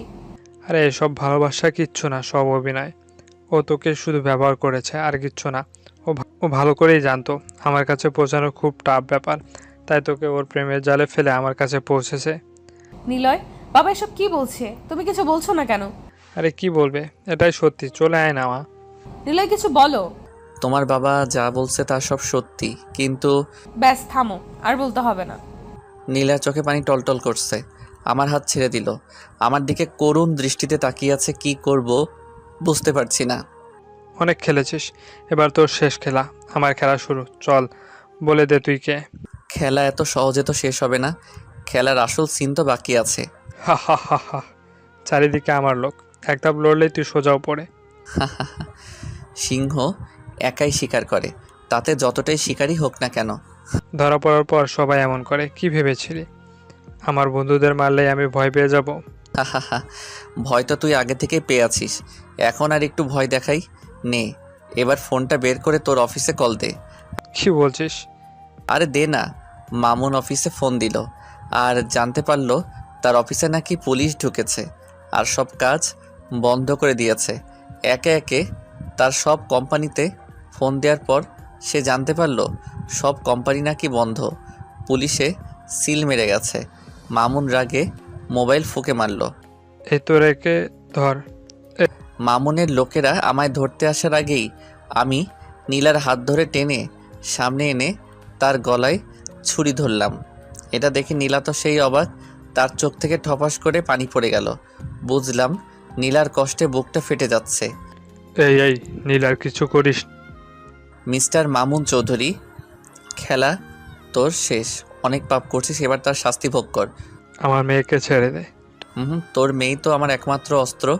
তুই কে আর কি চাস? শাকিল খান। কি?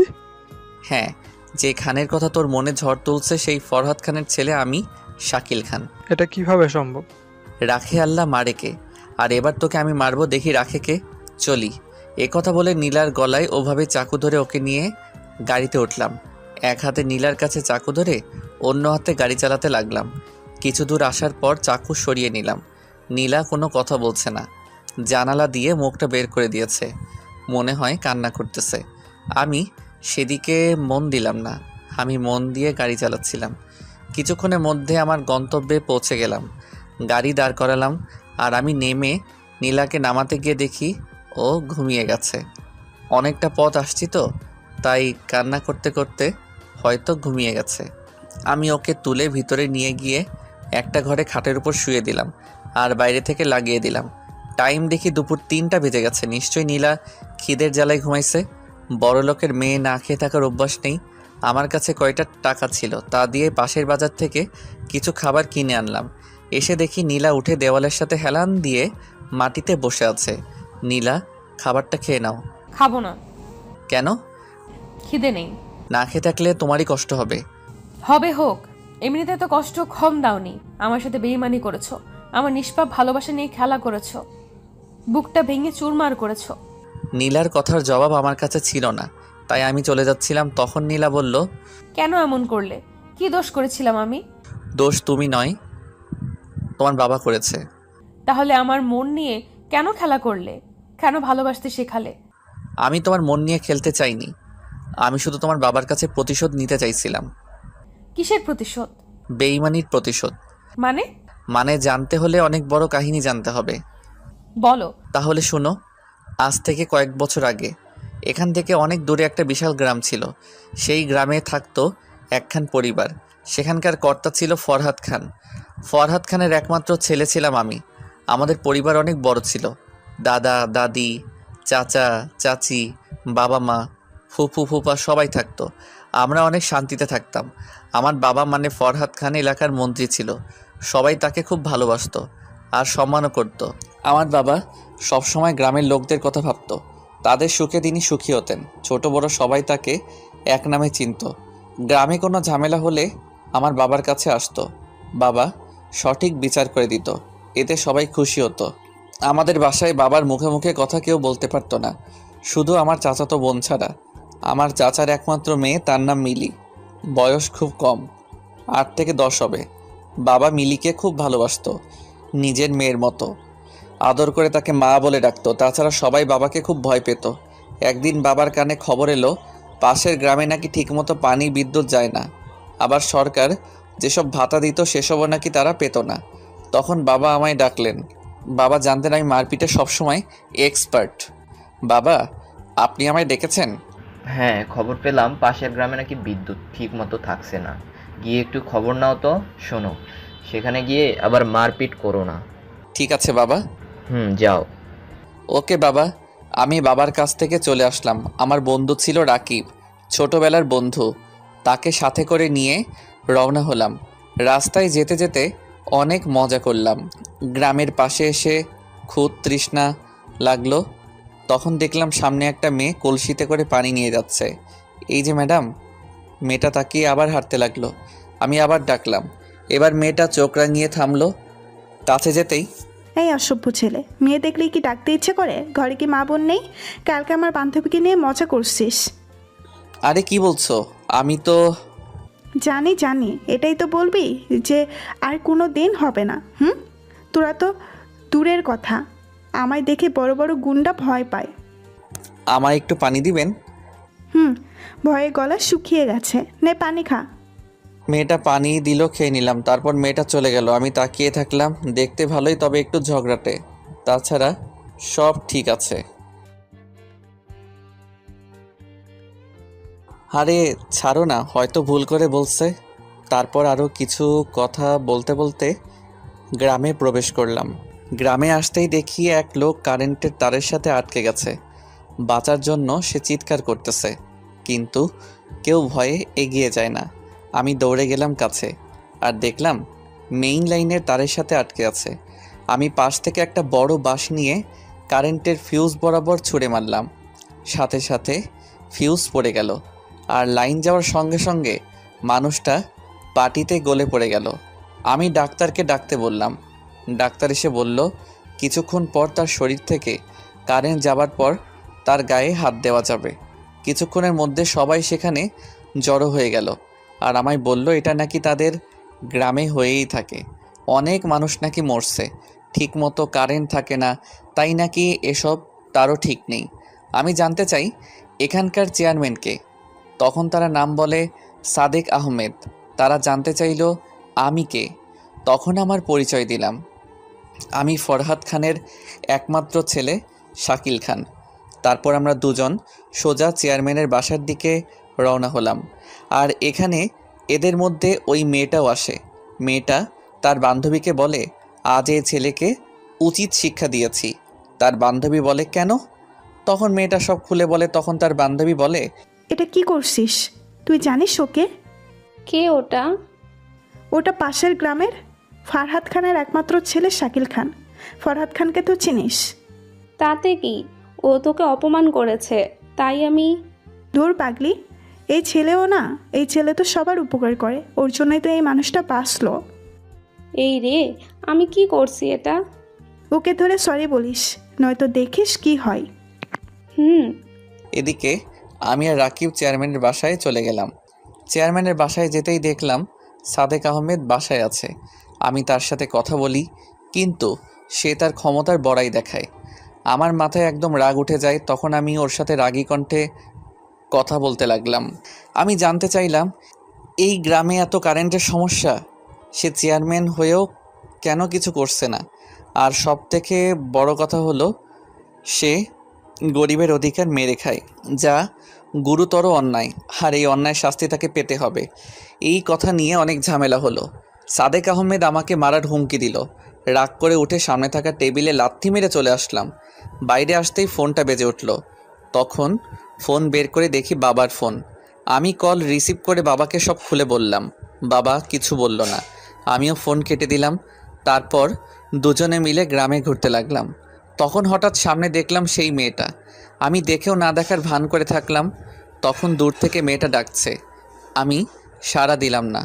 রাকিব ওর দিকে তাকালো, তখন তাকে থামতে বলল। রাকিব আমায় থামালো। মেয়েটা আমার কাছে আসলো। হাই, আমার নাম সাথী, চিনতে পারছেন?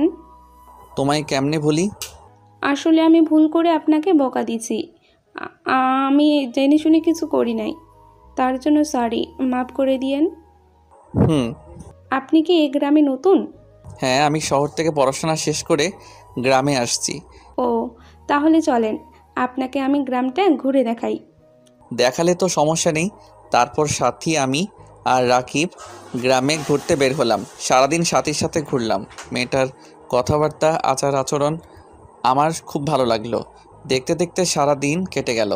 আজকের দিনটা আমার খুব সুন্দর কাটলো।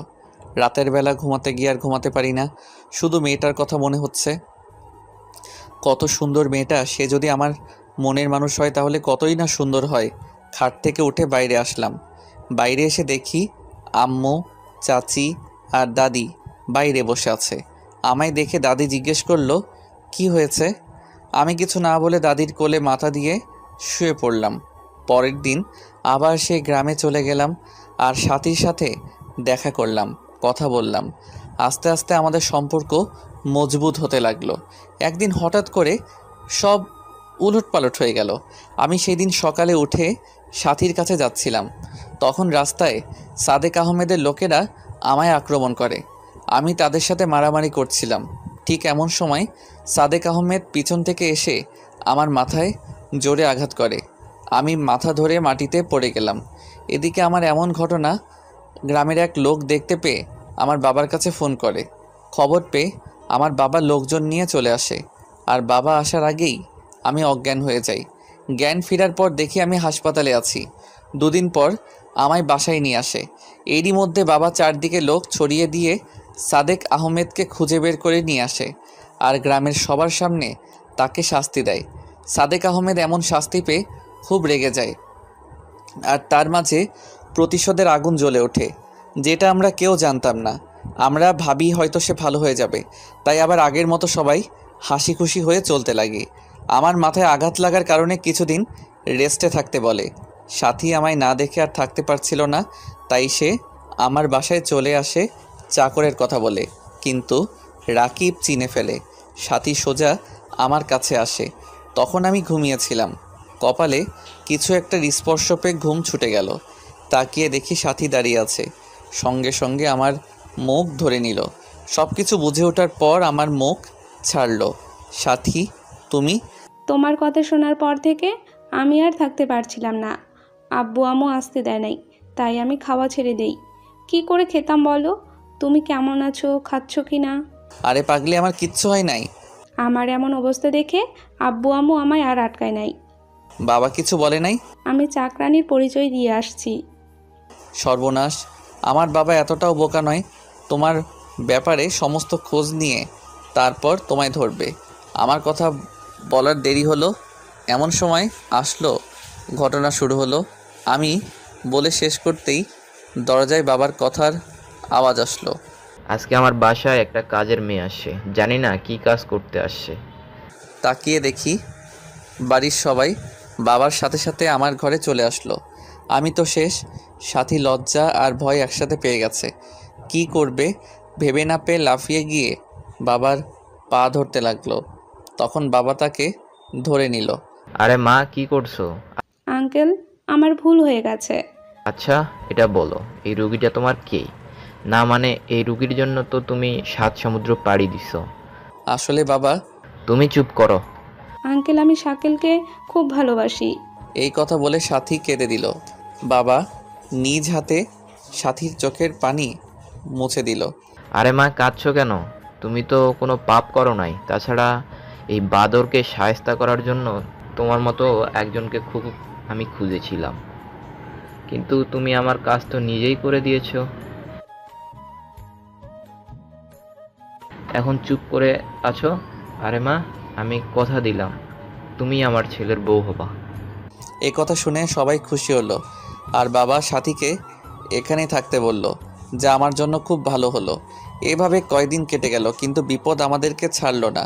শহর থেকে বাবার বন্ধু গ্রামে ঘুরতে যায়, আর সে বাবার খুব ভালো বন্ধু ছিল। তার নাম মুন্না ছিল। বাবা তাকে খুব ভালোবাসতো। বাবা আর তার বন্ধু মিলে সবসময় আনন্দে থাকতো। একদিন আমরা সবাই মিলে ঘুরতে বের হলাম, আর সেই সুযোগেই সাদেক আবার হামলা করে। এবার দল ভারী ছিল না। আমি তাদের সাথে মারামারি করছিলাম। তখন পিছনে তাকিয়ে দেখি বাবার বন্ধু চাকু বের করে বাবার পেট দিয়ে চালিয়ে দিল। আমি বাবা বলে জোরে চিৎকার করলাম, কিন্তু ততক্ষণে সাদেকের লোকেরা আমায় ধরে নেয়। এরপর বাবার বন্ধু আমার মায়ের পেটে ছুরি মারে। আস্তে আস্তে আমার চোখের সামনে সবাইকে মেরে ফেলে, এমনকি তারা ছোট্ট রিমাকেও ছাড়ে নাই। বাবা পেটে হাত দিয়ে তাদের সাথে মারপিট করছিল, তখন পিছন থেকে সাদেক আমার পাশ দিয়ে ছুরি চালিয়ে দেয়। আমি আর থামতে না পেরে মাটিতে পড়ে যাই। ওরা যখন আমার বাবা মাকে মারতেছিল, তখন সাথী মাটিতে গড়তে গড়তে এসে আমায় ডাকে, কিন্তু আমার জ্ঞান তখন ফিরে না। নাকে হাত দিয়ে দেখি শ্বাস চলছে, তাই তার ওড়না দিয়ে আমার ক্ষত জায়গায় বেঁধে দিয়ে পাশে নদীতে নৌকায় করে ভাসিয়ে দেয়। সাদেক আর বাবার বন্ধু নিমেষেই আমার পরিবারকে শেষ করে দেয়। রাস্তার উপর সবার লাশ পড়ে থাকে। লোকজন জানাজানি হওয়ার পর সবাই মিলে আমার পরিবারকে মাটি দেয়, আর সেদিন থেকে সেই গ্রামটা কবরস্থান হয়ে যায়। সাদেক রাজ করতে লাগে, যাই তার বিরুদ্ধে কথা বলে তাকেই সে মেরে ফেলে। এদিকে বাবার বন্ধু মুন্না বাবার সমস্ত সম্পত্তির সকল দলিল বের করে, আর সেগুলো শহরে এসে বিক্রি করে। সে বিশাল সম্পত্তির মালিক হয়ে যায়। নিজের নাম বদলে মুন্না থেকে মামুন চৌধুরী রাখে বর্তমান। তার মানে আমার বাবা? হ্যাঁ, তোমার বাবা আমার পরিবারের সাথে বেইমানি করছে, বিশ্বাসঘাতকতা করছে। তাকে বাবা বলতেও আমার ঘৃণা হচ্ছে। তারপর আমি এক জেলের বাড়িতে উঠি। জেলেরা আমায় দেখতে পেয়ে বাসায় নিয়ে আসে, আর ডাক্তার ডেকে আমার চিকিৎসা করে। আস্তে আস্তে ভালো হয়ে উঠি। তখন আমি মনে মনে প্রতিজ্ঞা করি আমি এর প্রতিশোধ নিবই। তারপর সবার প্রথমে আমার টার্গেট হয় সাদেক। তাকে গ্রামের সকলের সামনে তার পাপের শাস্তি দেই। এরপর খবর নিয়ে জানতে পারি মুন্না এখন মামুন চৌধুরী। তাই আমি আমাদের সমস্ত সম্পত্তির আসল দলিল বের করি আর সেগুলো নিয়ে শহরে চলে আসি। আর একে একে সবাইকে খুন করো?